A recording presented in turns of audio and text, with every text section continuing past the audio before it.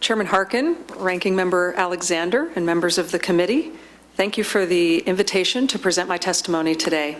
I'm Betsy Beaumon, and I lead the Global Literacy Program at Benetech. And we're in Silicon Valley, and we apply technology to pressing social issues. We currently provide accessible books to over 250,000 people, primarily U.S. students, through our Bookshare service, which is the largest online source of accessible print materials. It's my intention to address the impact of disruptive change brought about by technology on accessibility in entertainment and cultural media. Technology is allowing us to realize the true potential of legislation and to partner with industry to the benefit of many users, even beyond those users with disabilities who are the intended beneficiaries of the work. We at Benetech are nonprofit social entrepreneurs.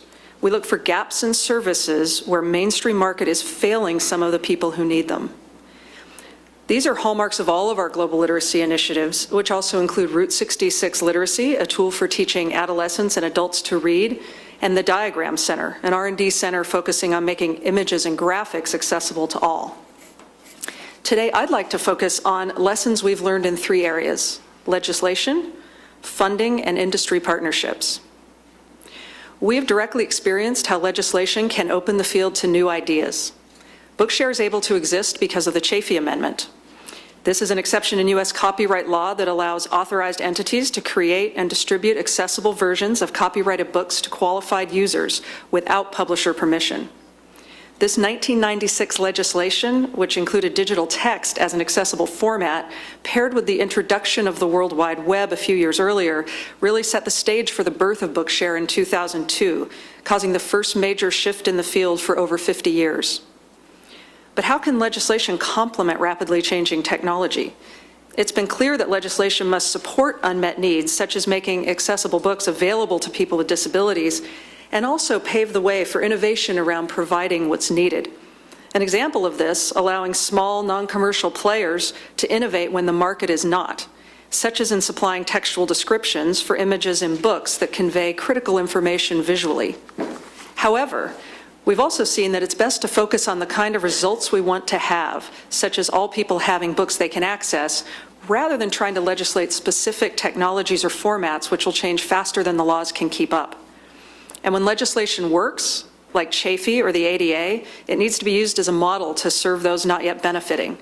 Our hope is that our full collection of nearly 200,000 Bookshare books will soon be available to print-disabled users around the world once the proposed Treaty for the Blind before the World Intellectual Property Organization is passed and ratified.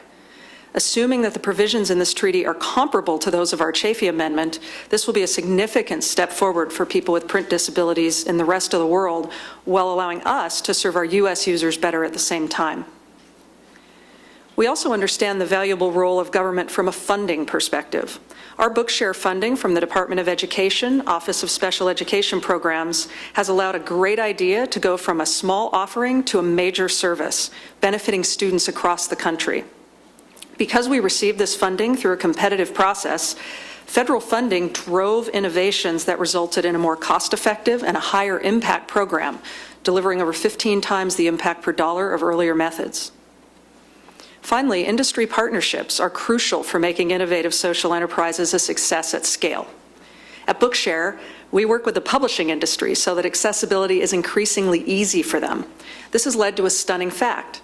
Today, over 80% of the 3,000 books added each month to the Bookshare library come directly from publishers for free and typically with international rights.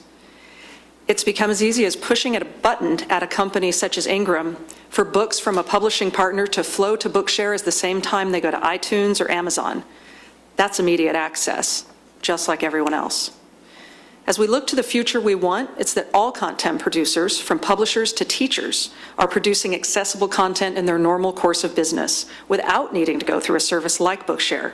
We want all materials that are born digital to be born accessible. In order for this content to work for users, however, accessibility must also be end-to-end, addressing every link in the chain, not only created as accessible content, but delivered and consumable in a fully accessible manner. And in such efforts, all the players must continue to innovate, continually looking to disrupt our own field. In closing, we have significant opportunities to do things right across the media landscape for people with disabilities. One of our student members told us, quote, "This access to books has given me a wonderful opportunity to flourish despite my disability. I can enlighten my mind, enliven my spirit, and in a way experience what I never could. In this world in which I am at an inherent disadvantage, I may participate and one day perhaps contribute to its betterment," unquote. Today's technology challenges us to keep the spirit of the ADA in front of technology development and its impact on life and learning in America. While all Americans can benefit from access technologies such as descriptive text, Americans with disabilities require it and must not get left behind when available technology can be applied to solve it in the most innovative country on earth. Thank you. Now, Ms. Beaumon, when you, in your social entrepreneurship and Bookshare, I assume you reached out to the community and asked them how it should be designed? Absolutely. I would think so. These are our users. Punch your button. Oh, sorry. I would say any good technology company wants to reach out to their users and ask, what is it that you need and how does it need to work? We definitely do that with the community that we serve, and I think sometimes maybe technology companies don't think about the entire community that they serve. I would say when there are companies that do a good job of it, Mr. Charlson just went through some of the virtues of Apple and what they've done on their iPhones and iPads. I think that's when we all need to also stand up and say, hey, look at them. You know, this is an example of doing something really well. I can remember seemingly overnight being scared to death in our community of touchscreens and seeing some of the things Apple was doing and having our users scream at us to make sure that we had a reading tool on an iPhone. That was before the iPad even came out. So, and we complied because our users were asking us for that. And so I think, yes, listening to the whole community is important. I think our community, anybody who is either representatives of organizations like those around me and others that know they have these needs need to shout, and companies need to listen. And when they do, consumers will come running, as I think Brian is a really good example. Which leads me to one last question for all of you. I forget who was it said this, maybe it's Ms. Beaumon, maybe. You talked about the international aspects. Yes. And this treaty. When is that treaty, when's that going to be finalized? That's a very good question. The treaty, which I referred to earlier, it's before the World Intellectual Property Organization, and it deals with books being able to cross borders, but it also deals with countries that don't currently have copyright exceptions, like our Chafee Amendment, being able to have them. So we talk to people in countries where literally somebody who's blind or visually impaired has no books.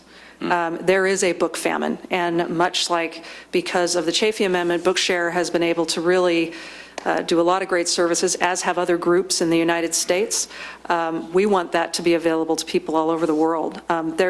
There are major meetings next month. There's been a lot of hope that that might even be the wrap-up time. I will say now there have been some serious issues reintroduced that really would weaken the treaty, cause undue burdens for libraries around the world like us, and literally making it almost unimplementable, and some of which don't comply with U.S. law. So I'm a little confused about how the U.S. would then ratify it, even if it got passed.